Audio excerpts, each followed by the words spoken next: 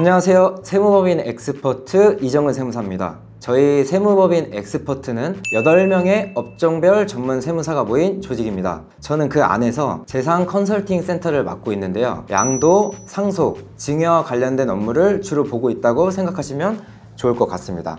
오늘 제가 실제 일어난 여러가지 재밌는 사례들을 곁들여서 절세할 수 있는 방법에 대해서 안내를 드리겠습니다. 자, 투자의 끝은 뭐다? 세금이다. 여러분의 소중한 재산을 지켜드리겠습니다. 자, 지금부터 제가 재미있는 얘기를 들려드릴 건데요. 먼저 양도에 관한 얘기입니다. 제가 아는 분 중에 부동산을 많이 가진 자산가가 있었어요. 근데 이분이 아파트는 한 채만 있어서 이거를 파셔도 당연히 비과세가 될 거라고 생각하고 계약서를 덜컥 쓰신 거죠. 그리고 나서 저한테 이제 상담하러 오셨는데, 상담을 하다 보니까 모르던 게 하나 튀어나왔습니다. 배우자분께서 따님을 위해서 오피스텔을 하나 사준 게 있었던 거예요. 오피스텔, 주택수에 포함되는 거 알고 계신가요? 이 오피스텔을 왜 사줬냐고 물어봤더니 그 오피스텔에 월세를 놓으면서 그 돈으로 용돈을 쓰다가 나중에 따님이 조금 나이가 더 들면 결혼할 때 결혼 자금에 보태주려고 준비를 해주셨대요. 물론 마음은 굉장히 이쁜데 가족 간의 소통이 얼마나 중요한지 보여주는 사례가 아닐까 싶습니다. 그런데 다행히 이 고객분께서는 잔금일 전에 오셔서 이 상황을 제가 인지를 했고 다행히 잘 준비를 하셔서 비과세로 신고가 마무리됐어요. 이 아파트가 어디였냐? 서울 송파구 잠실에 있는 파크리오라는 대단지였어요. 여기 아시는 분들은 아시겠지만 굉장히 가격이 비싸죠? 한 20년 전에 취득을 하셔서 지금 차익만 무려 30억 가까이 나는 상황이었습니다. 이때 비과세가 되고 안 되고가 얼마 차이가 났을까요? 무려 8억의 차이였습니다. 이 오피스텔 한 채 때문에 8억이 날아갈 수도 있었던 상황이죠. 근데 이런 일들은 꼭 양도만 일어나는 건 아니에요. 상속의 경우도 굉장히 많은 일들이 일어나는데 가장 흔하게 일어나는 일들 중에 하나가 대출입니다. 그게 뭐냐면 우리나라 어르신들은 자산 포트폴리오의 대부분이 부동산으로 구성되어 있어요. 그러면 현금 유동성이 부족하다는 얘기죠. 만약에 작은 빌딩을 하나 갖고 있다 상속이 일어나면 상속세를 낼 돈이 없어요.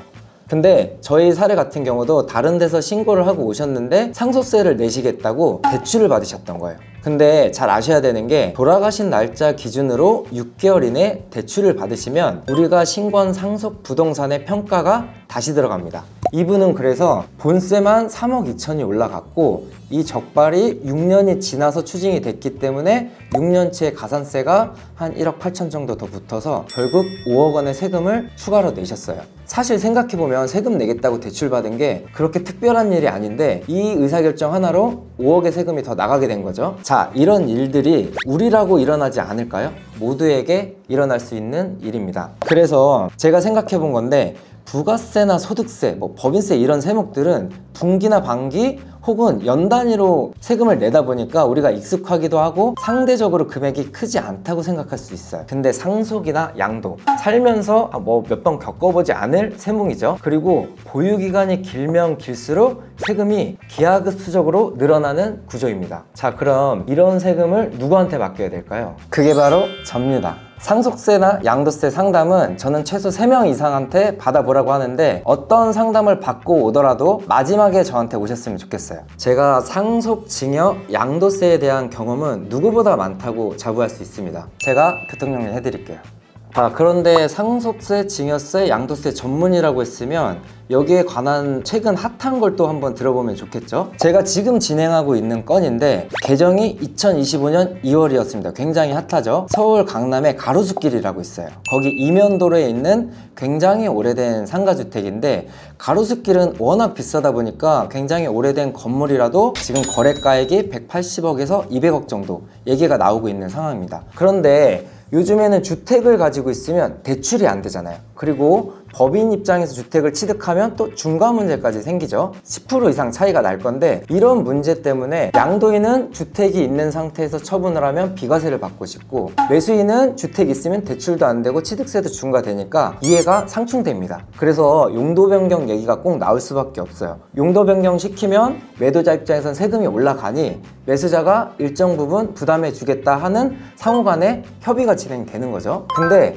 2025년 2월달 개정이 되면서 매매 계약일 기준으로 용도 변경이 되면 그때 현황으로 판단을 하겠다는 개정법이 있었습니다. 그러면 지금 같은 상황에서 이 가로수길 요건은 매매 계약일 때는 주택이었지만 그 이후에 상가로 용도 변경을 하면 매도자는 똑같이 비과세를 받을 수 있고 매수자는 취득세도 중과를 회피할 수 있고 대출도 받을 수 있는, 서로 이해 충족이 다 되는 이런 좋은 해피한 상황이 마무리가 되는 거죠. 이 건을 지금 진행 중이고 무려 세금 차이가 비과세 되고 안 되고가 10억 정도 차이가 나요. 이런 차이 실감이 되시나요? 그러니까 저희 같이 전문이라고 말하는 사람들은 항상 개정되는 법을 주시하고 있습니다. 그래서 이 법이 지금 나의 고객에게 어떤 방식으로 유리하게 적용하고 있을지 항상 고민하고 있다는 걸 염두해 주시면 좋을 것 같아요. 자, 그러면 이쯤 되니까 어떤 분들이 궁금해 하실 수도 있어요. 왜 하필 양도나 상속을 전문으로 하게 됐느냐. 제가 회사를 다닐 때 양도랑 상속 관련 신고 업무를 굉장히 많이 봤는데 처음에는 그냥 신고를 하고 끝났습니다. 근데 이걸 계속 지켜보니까 양도를 할 때 세금을 한번 내고 세금 내고 나서 또 증여한다고 세금을 한번 더 내고 그러다 이분이 돌아가시면 상속세를 또 내요. 결국 세금으로 평생 모은 자산의 반 이상이 나가는 이상한 일이 생기죠. 제가 상담을 계속 받다 보니까 고액 자산가 분들의 공통된 그 니즈가 있었어요. 어떻게 하면 합법적으로 나의 자산과 가업을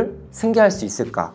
거기서 고민이 시작돼서 제가 이쪽을 전문으로 계속 업무를 보게 됐고 결국 지금 저희 센터에서는 사업의 시작부터 가업의 승계까지라는 슬로건으로 이 전체적인 자산 관리를 함께 도와드리고 있습니다. 오늘 제가 여러 가지 사례들 들어가면서 양도나 상속에 대한 얘기를 한번 풀어봤는데요. 앞으로도 여러분들이 살면서 꼭 한 번은 겪으실 수 있는 상황들이 많이 있을 거예요. 그때 상담료 아까워하지 마시고 꼭 상담 받으시고 최소 3명 이상 받으시되 마지막은 누구다? 노년정으로 오시길 바랍니다. 지금까지 세무법인 엑스퍼트 재산컨설팅센터 이정근 세무사였습니다. 감사합니다.